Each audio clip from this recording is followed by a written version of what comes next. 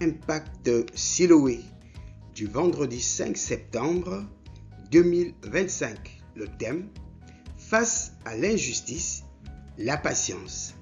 Le texte biblique: Jacques chapitre 5, les versets 7 et 8. Prenez donc patience, frères, jusqu'à l'avènement du Seigneur. Voici, le cultivateur attend le précieux fruit de la terre. Bonjour et bienvenue, chers frères et sœurs dans le Seigneur, sur Impact Siloé, votre chaîne évangélique. Je suis votre frère, votre serviteur, le docteur Esson Obian Gilbert. Nous arrivons aujourd'hui à la troisième clé pour faire face à l'injustice. Après la prière le lundi et le travail le mercredi, parlons maintenant de la patience. L'injustice, bien évidemment, pousse à la précipitation, à la révolte ou à l'amertume. Mais la patience nous garde debout, confiants dans le temps de Dieu, car ce qui tarde n'est pas perdu. Et pour enrichir la compréhension de notre sujet, nous vous proposons 4 points assortis des clés pratiques et spirituelles qui nous aideront à avancer dans notre marche avec le Seigneur. Point numéro 1. La patience n'est pas la passivité. Beaucoup pensent que patienter signifie ne rien faire. Mais la patience biblique est une force intérieure. Elle nous garde calmes, équilibrés et confiants dans l'attente de la réponse de Dieu.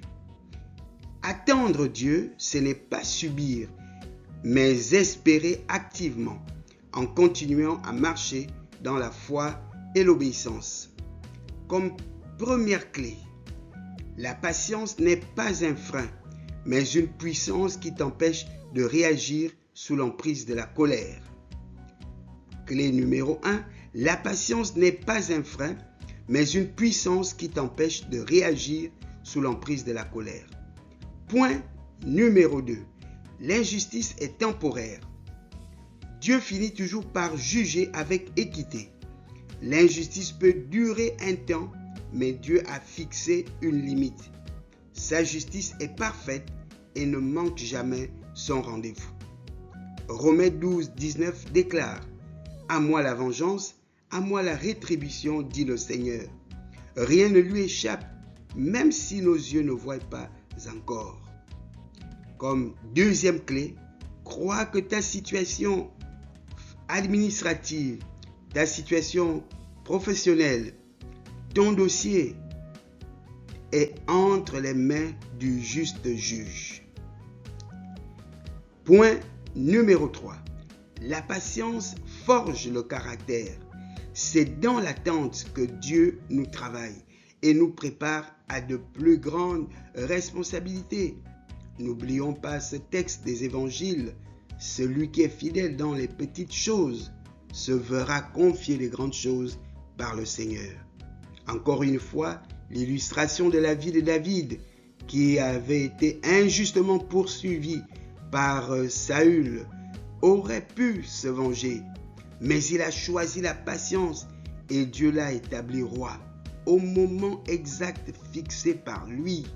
N'oublions pas aussi cette déclaration biblique qui se trouve dans le livre de l'Ecclésiaste, qui nous enseigne que chaque chose sous le soleil se réalise en son temps. Comme troisième clé, la patience développe l'humilité, la maîtrise de soi et la fidélité. Point numéro 4. L'exemple suprême, le Seigneur Jésus. Il a été accusé à tort, humilié, condamné injustement. Le Seigneur Jésus n'a pas répondu par la haine. Sa patience à la croix a ouvert la porte du salut pour l'humanité. Sa victoire n'a pas été dans une réaction violente, mais dans la persévérance silencieuse jusqu'au bout. Clé numéro 4. La patience face à l'injustice produit une victoire éternelle. Comme déclaration, nous vous encourageons à faire la suivante. Seigneur, je choisis aujourd'hui la patience. Je crois que ton jugement est parfait, que ma vie est entre tes mains, et je refuse de répondre à l'injustice par la colère, par la haine, par les injures, par le découragement, par la nonchalance. Application pratique. Quand vous êtes traité injustement, respirez, comme nous l'avons vu déjà lundi, et prenez un moment de silence devant Dieu. Notez dans un carnet une situation où vous avez choisi de patienter plutôt que de réagir avec colère. Souvenez-vous, chaque injustice est une occasion pour grandir et ressembler davantage à Christ. Alors, bien-aimés, chers frères et sœurs dans le Seigneur, la patience face à l'injustice n'est pas une faiblesse, mais une stratégie divine. Elle vous protège, elle vous élève et elle ouvre les portes que la vengeance fermerait. Gardez confiance. Dieu écrit la suite de votre histoire avec justice et gloire. Retenez que la patience est le sceau de la maturité spirituelle.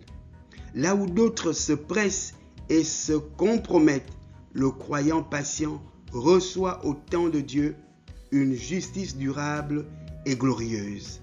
Alors, bien-aimés dans le Seigneur, ne vous découragez pas si la justice tarde. Continuez à prier, à travailler fidèlement et à patienter. Dieu, votre Père céleste, agit toujours au bon moment. Merci à vous qui avez été les nôtres durant toute cette semaine. Vous avez suivi cette série spéciale sur Impact Siloé. Face à l'injustice, nous vous avons proposé 3 clés.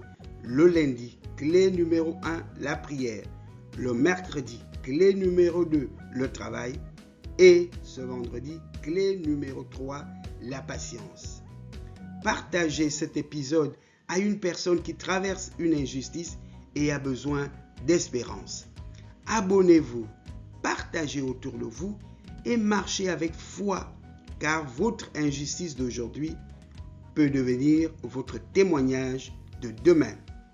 Que le Seigneur vous bénisse, qu'il vous fortifie, qu'il vous ouvre les portes du succès et de la réussite dans toutes vos entreprises. Soyez fortifiés et à très bientôt. Amen.